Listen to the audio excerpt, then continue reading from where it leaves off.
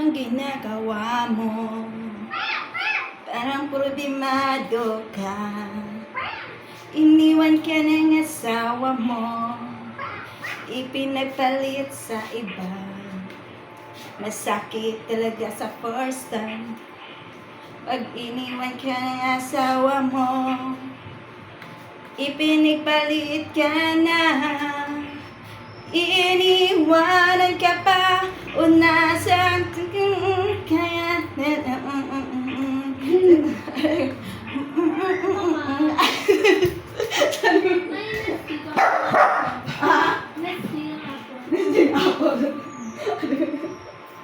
ano ba? 22. Salamat.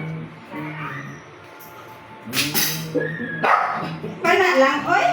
May ito doon. Ulitin.